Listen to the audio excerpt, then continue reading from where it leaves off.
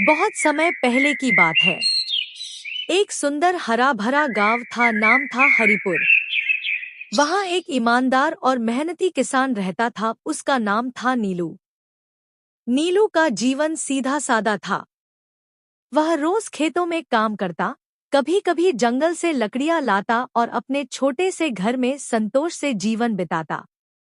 नीलू का नियम था कि वह हर सुबह सूरज निकलने से पहले जंगल की सैर करता। एक दिन जब वह जंगल के भीतर गहराई में गया तो उसने कुछ बहुत ही अजीब देखा।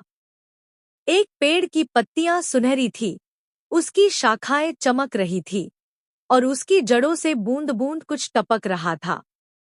नीलू ने पास जाकर देखा, वो कोई आम ओस नहीं थी, वो अमृत था।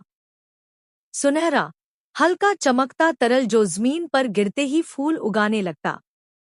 जैसे ही नीलू ने उस पेड़ को छूने की कोशिश की, पेड़ के भीतर से एक मधुर आवाज आई। हे नेक आत्मा, मैं हूँ अमृत वृक्ष। मैं केवल सच्चे, मेहनती और लालच से दूर रहने वालों को अमृत देता हूँ। तुम चाहो तो मेरी देखभाल करो और हर दिन थोड़ी अमृत की बूंदें ले जाया करो। लेकिन याद रहे, लालच मत करना। हे नेक नीलू हैरान भी था और खुश भी। उसने वादा किया कि वो हर दिन पेड़ की सेवा करेगा और कभी लालच नहीं करेगा। इसके बाद नीलू रोज उस पेड़ के पास जाता, उसकी जड़ों में पानी डालता, पत्तियां साफ करता और बदले में एक छोटी बोतल में थोड़ी सी अमृत की बूंदें भरकर ले आता। वो उसका उपयोग कभी बीमार लोगों को ठीक करने में करता, कभी अपने बूढ़े माता पिता के लिए, और बाकी समय उसे मिट्टी में मिलाकर फलों को और मीठा बना देता। गांव के लोग नीलू की तारीफ करने लगे। नीलू के खेत में सबसे अच्छे फल होते हैं।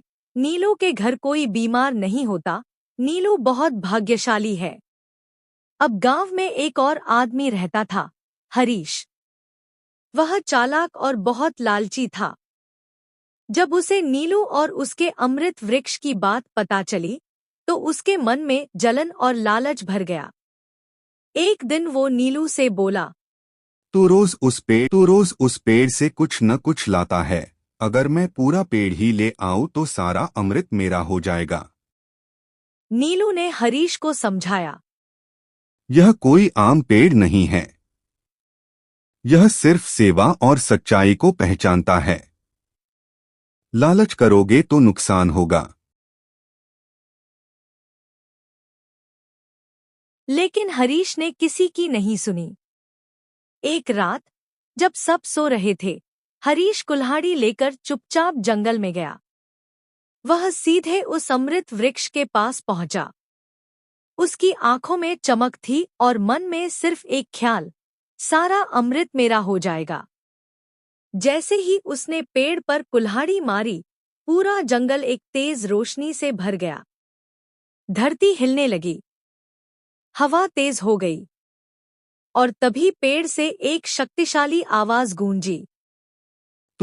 हे लालची मानव, तूने सेवा नहीं की, केवल स्वार्थ देखा।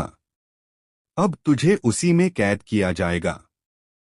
और अगले ही पल हरीश की आवाज बंद हो गई। उसका शरीर सख्त होता गया और कुछ ही मिनटों में वह लकड़ी की मूर्ति में बदल गया, जो पेड़ के पास ही खड़ी रह गई। अगली सुबह जब नीलू आया, उसने हरीश की मूर्ति देखी। वह दुखी हो गया। उसने पेड़ से क्षमा मांगी और प्रार्थना की। हे अमृत वृक्ष, यह मूर्ख था। कृपया इसे माफ कर दो।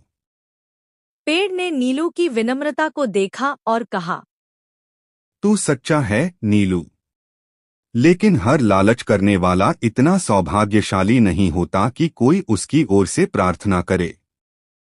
हरीश को चेतावनी के रूप में हमेशा के लिए वही रखा गया, ताकि बाकी लोग उससे सबक लें।